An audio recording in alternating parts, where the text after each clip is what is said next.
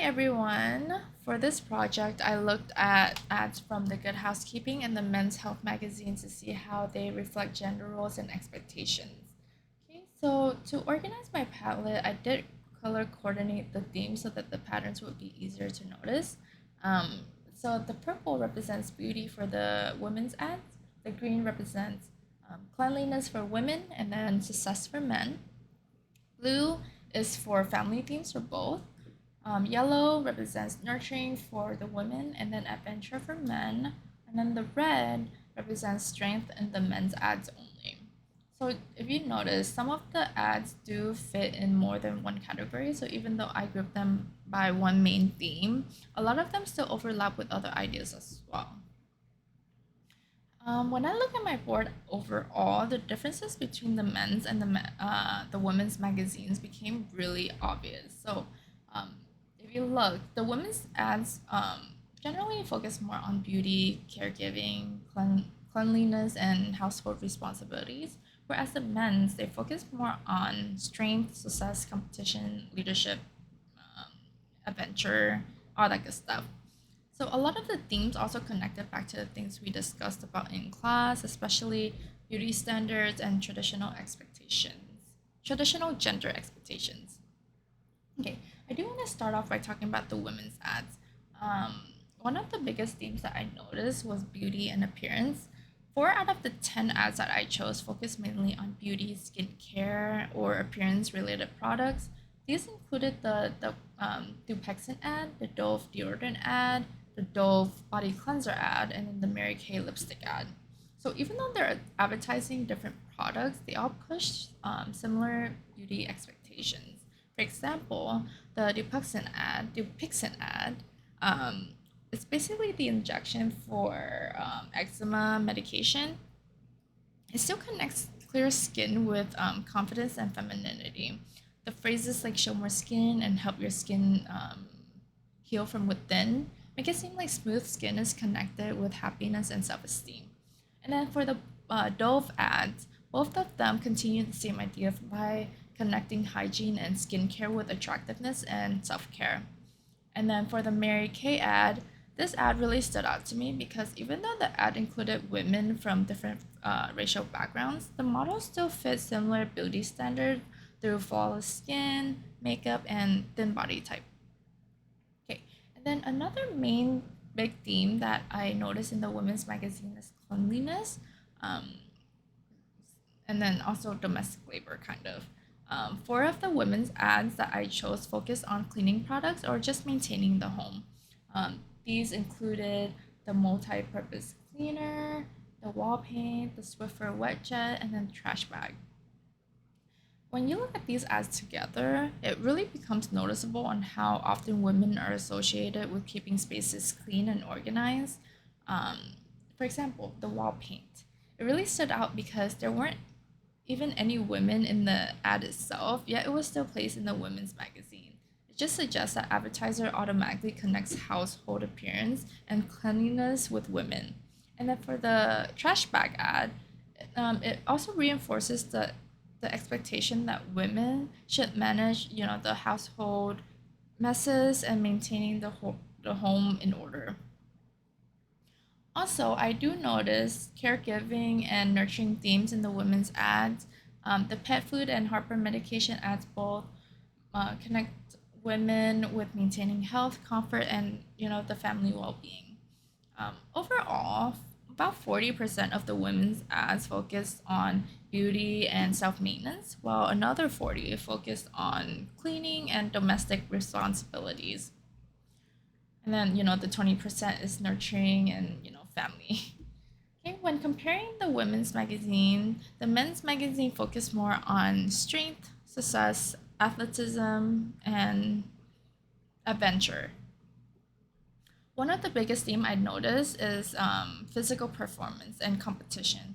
For about 40% of the men's ads here, you notice that they focus on strength. These ads include the protein powder, the Bengay ad, the chocolate milk ad, the Gatorade ad. Yeah, that's it. The four ads. When these ads are looked together, They consistently connect masculinity with toughness, physical ability, and competition. For example, the protein ad here uses phrases like greatness is earned and more strength, which all connect to masculinity with dominance and self improvement. And then the Bengay ad also pushes competitiveness and toughness through the phrase when you play to win. And then for the drink ads, the chocolate milk and the Gatorade ads, continue the same message by using sport imagery, the muscular bodies of um, the human, and also high energy language, I would say. And these ads really reminded me of hegemonic masculinity. It was in one of our assignment. I forgot which one, but it basically reminded me of like how they reinforce traditional masculine ideals like competition, independence, emotional toughness, and dominance. And then I also noticed a strong focus on success here. If you scroll up, the green coded ads, um, like the insurance ads here showing multiple expensive vehicle and the large house in the background. This connects to masculinity with wealth and ownership, I believe. And then for the cologne ad, it represents or like it presents more masculinity through status, professionalism, and attractiveness. And then up here, the healthcare ad with the doctor, this connects to masculinity with intelligence and career success by showing, a confident male doctor smiling in a white coat. Even the family ads portrayed men differently from the women's magazine. So the Ford car ad here portrayed men differently by focusing on supporting children's sport and transporting the family. So men are portrayed more as providers and leaders rather than, for women, they're caretakers basically. Um, when I compare both sides together, the gender patterns really become clear. The women ads focus heavily on beauty, caregiving, emotional support, cleanliness, and household responsibility. Meanwhile, the men focus more on strength, leadership, competition, success, adventure, family.